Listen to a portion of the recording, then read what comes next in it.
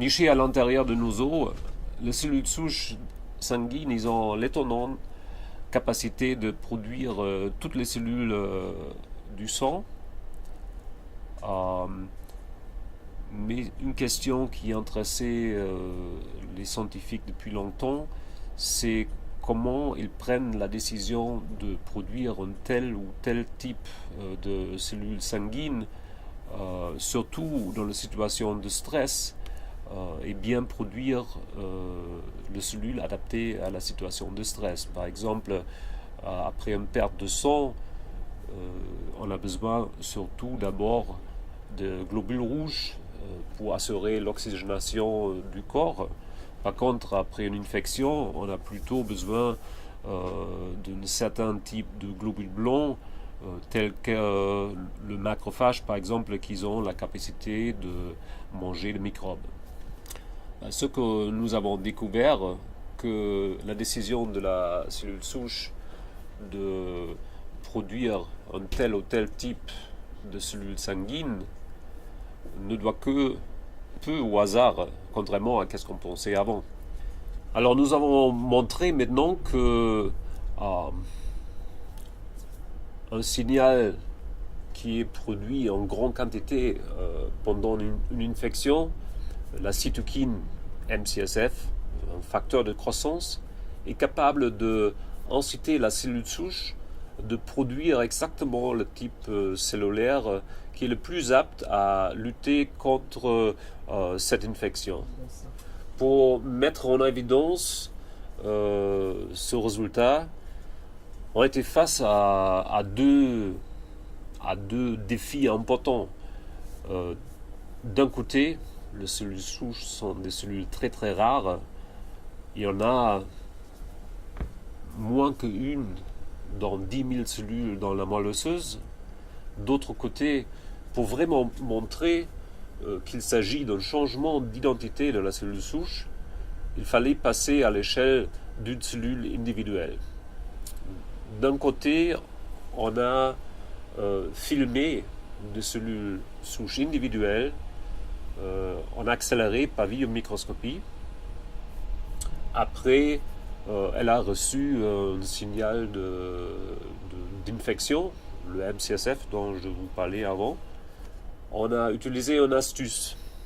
On a utilisé un marqueur fluorescent qui s'éclaire exactement au moment où la cellule a pris la décision de s'engager vers le chemin de produire une cellule spécialisée. Alors sans MCSF, la cellule reste blanche, c'est normal, il reste cellule souche, mais dès qu'ils reçoivent le signal MCSF, elles deviennent vertes.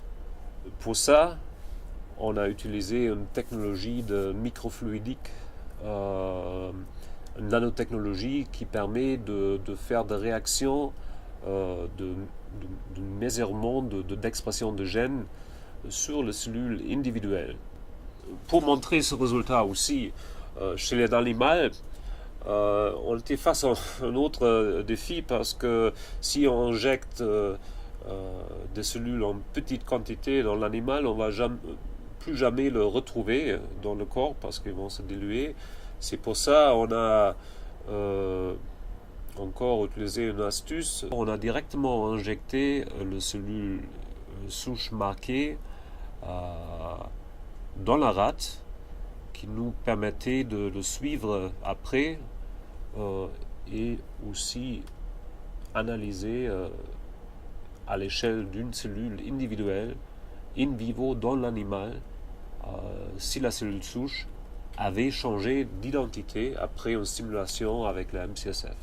Et comme on l'avait observé avant in vitro en culture, on a vu la même chose in vivo chez l'animal. Le marqueur de différenciation s'allumait aussi.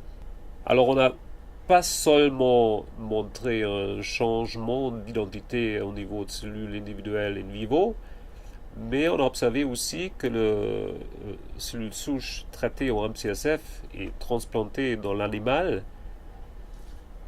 ont bien gardé leur capacité cellules souches et qu'ils ont produit en plus grande quantité de globules blancs capables à lutter contre une infection, telle que le macrophage. Alors, notre découverte change le regard qu'on a sur la façon comment les cellules souches font une décision.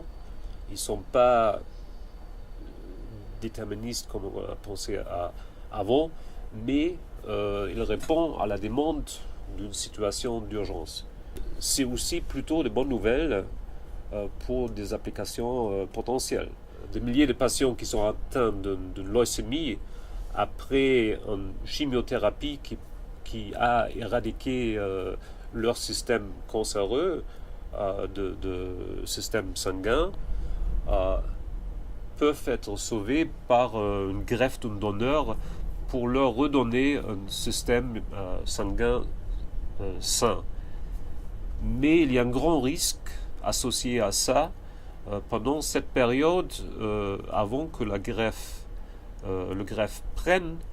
Ils sont très très sensibles aux infections qui normalement sont pas très graves, mais dans ce cas-là peuvent être mortelles.